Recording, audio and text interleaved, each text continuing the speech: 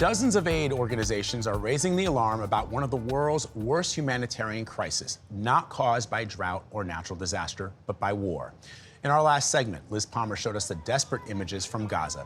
This video was shot by the Associated Press. The threat of starvation forced thousands to make the long and dangerous trek to northern Gaza to meet just a handful of aid trucks. Many left empty-handed.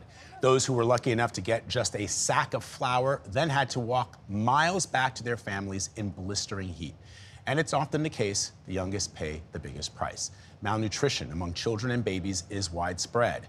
All of this playing out while crates of food intended to provide aid just sit miles away, unreachable on the other side of the border. That's according to more than 100 aid groups. They signed a letter claiming Israeli restrictions are leading to mass starvation. Here's Israel's Prime Minister Benjamin Netanyahu talking about the situation in Gaza. Israel is presented as though we are applying a campaign of starvation in Gaza. What a bold-faced lie. There is no policy of starvation in Gaza, and there is no starvation in Gaza. We enable humanitarian aid throughout the duration of the war to enter Gaza. Otherwise, there would be no Gazans. So what is the reality on the ground? Here with us now is Avril Benoît. She is the CEO of the U.S. branch of Doctors Without Borders. It is one of the groups that co-signed the letter we mentioned. Avril, it's good to see you. So you just heard the Israeli Prime Minister there. He says it's a lie. What's your response? Well, what Israel is saying, what the authorities are saying is just not credible.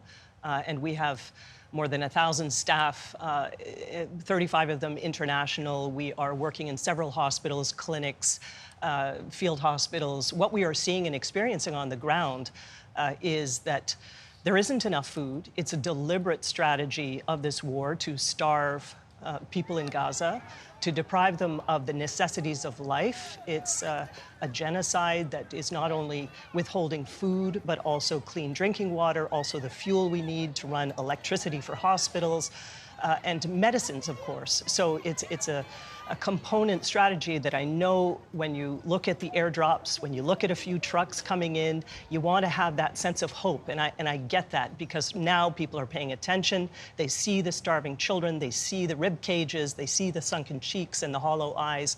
And we all want to believe that there's a turning point now that finally it's going to work out and people will receive what they need to survive this. But we need to be realistic. It's a drop in the bucket. These are gestures. They look good on TV. It's good photo op, but it's not what we actually need, which is a sustained ceasefire to really be able to scale up the humanitarian assistance that the people need. So from the people that you have on the ground with Doctors Without Borders, you're being told that it's not enough. This loosening of the aid coming in is not nearly enough for what's needed?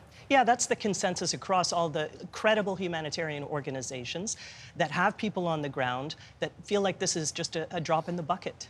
We need sustained delivery through the land borders. Just open up the land borders, allow all the trucks to come in with the food that people need, flood the zone, and stop these allegations that are unfounded and where there's just no credible evidence for them. They are opening some borders, right, for Egypt and Jordan, but not enough, you're saying? Yeah, we need a lot more, yeah. So how is the crisis affecting just your people on the ground that are trying to help?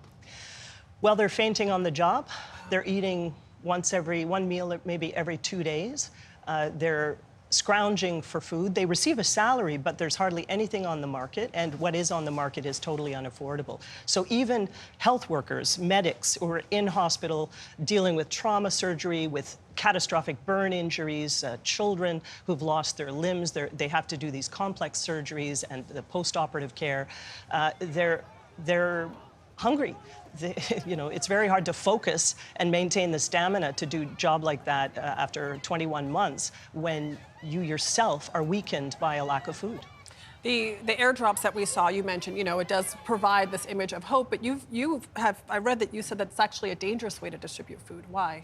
Yeah, it's inefficient, and it's often very confusing on the ground. So people will rush to the site where they think that the parachutes are going to drop these huge pallets. We had an incident a few months ago where one of the chutes didn't deploy, and a pallet fell on people, killed 5 of them.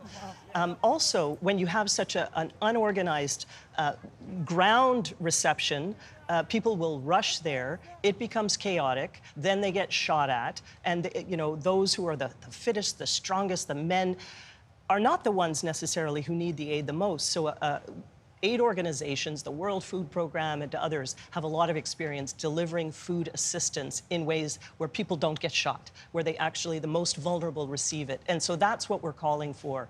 Not to have airdrops. I mean, of course, any amount of food is welcome in theory, but there are so many more effective humanitarian ways to deliver the food people need.